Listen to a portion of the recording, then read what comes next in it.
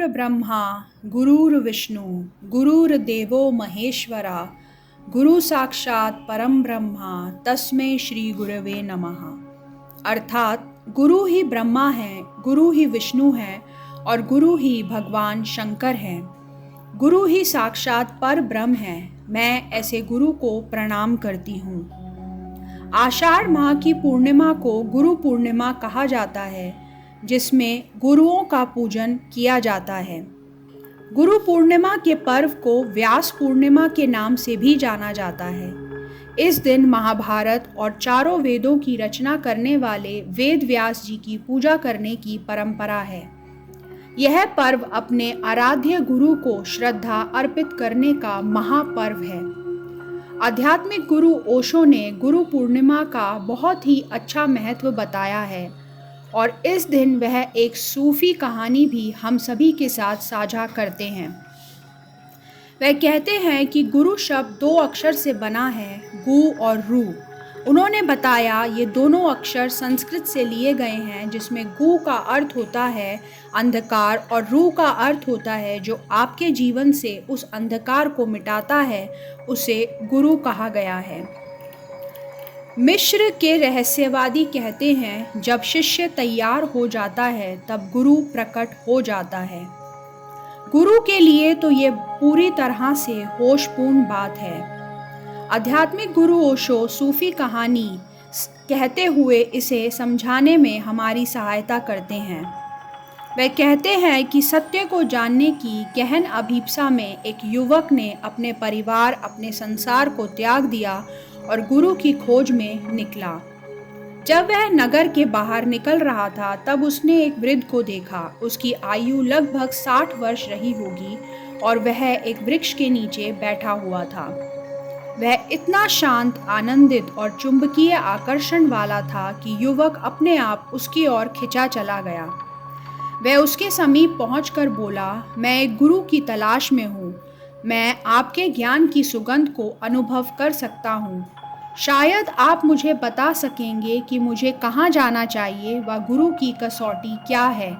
मैं ये कैसे तय करूँगा कि यही मेरे गुरु हैं। उस वृद्ध ने कहा कि यह तो बहुत सरल है। उसने विस्तार पूर्वक बिल्कुल ठीक वर्णन कर दिया कि वह व्यक्ति कैसा होगा, किस तरह का वातावरण उसके आसपास होगा, वह कितनी आयु का होगा, यहाँ तक कि वह कौन से वृक्ष के नीचे बैठा मिलेगा, वहाँ कौन सी खुशबू आ रही होगी, यह भी बता दिया। युवक ने उस वृद्ध को धन्यवाद दिया। वृद्ध ने कहा, मुझे धन्यवाद देने का समय अभी नहीं आया है।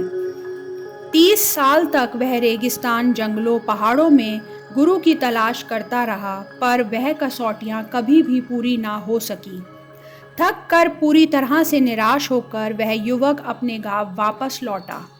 अब वह जवान ना था। जब वह घर छोड़कर गया था उसकी आयु 30 वर्ष के लगभग थी। अब वह करीब 60 वर्ष का हो गया था। पर जैसे ही वह अपने गृह नगर में प्रवेश करने को था, उसने उसी वृद्ध को वृक्ष के नीचे बैठा हुआ देखा। वह अपनी आंखों पर विश्वास ही नहीं कर सका। उसने कहा, हे भगवान, इसी आदमी को तो उसने वर्णन किया था। उसने ये कहा था कि वह 90 साल का होगा। यही तो वह वृद्ध है। मैं कितना बेहोश रहा होऊंगा कि मैंने उस वृक्ष को कभी नहीं देखा जिसके नीचे वह बैठा हुआ था। और वह सुगंध जिसका उसने जिक्र किया था, वह दीप्ति, वह उपस्थिति, वह उसके चारों ओर जीवांत है। वह वृद्ध के पैरों पर गिर पड़ा और उसने कहा, ये कैसा मजाक है। 30 साल तक मैं भटकता रहा और आप सब जानते थे। उस वृद्ध आदमी ने कहा, मेरे जानने से क्या अंतर पड़ता है। सवाल यह है कि क्या तुम जानते थे। मैंने तो इसका एकदम ठीक वर्णन कर दिया था, पर फिर भी तुम्हें भटकना पड़ा। केवल इस 30 साल के संघर्ष के बाद ही तुम में थोड़ा सा होश आया है। उस दिन तुमने मुझे धन्यवाद देना चाहा था, पर मैंने तुमसे कहा था कि अभी समय नहीं आया है। एक दिन समय आएगा, तुम उसी दिन मुझे चुन सकते थे, लेकिन तुम्हारा भी दोष नहीं है। तुम्हारे पास वह आंखें नहीं थी। तुमने मेरे शब्द तो सुने, पर तुम उसका अर्थ ना समझ सके। मैं तुम्हारे सामने अपना ही वर्णन कर रहा था, पर तुम मेरी खोज कहीं और करने की सोच रहे थे। शिष्य गुरु को केवल संयोग से ही पाता है। वह चलता है, गिरता है, फिर उठकर खड़ा होता है। धीरे धीरे थोड़ी थोड़ी जागरूकता उसमें आती जाती है। जहाँ तक गुरु का संबंध है, वह कुछ विशेष लोगों की होशपूर्वक प्रतीक्षा कर रहा होता है। वह उन लोगों तक पहुँचने का हर संभव प्रयत्न भी करते हैं, लेकिन कठिनाई ये है कि वह सभी बेहोश हैं। गुरु अस्तित्व देता है, ज्ञान नहीं। वह तुम्हारे अस्तित्व को, तुम्हारे जीवन को अधिक विस्तृत करता है, लेकिन ज्ञान को नहीं। वह तुम्हें एक बीज देता है और तुम भूमि बनकर उस बीज को अंकुरित होने, पनपने व खिलने दे सकते हो। धन्यवाद दोस्तों। आपको ये कैसा लगा? अपने विचार मेरे साथ ज़रूर शेयर कीजिए। धन्यवाद। गुरु पूर्णिमा की आप सभी को हार्दिक बधाई। आपका दिन शुभ हो।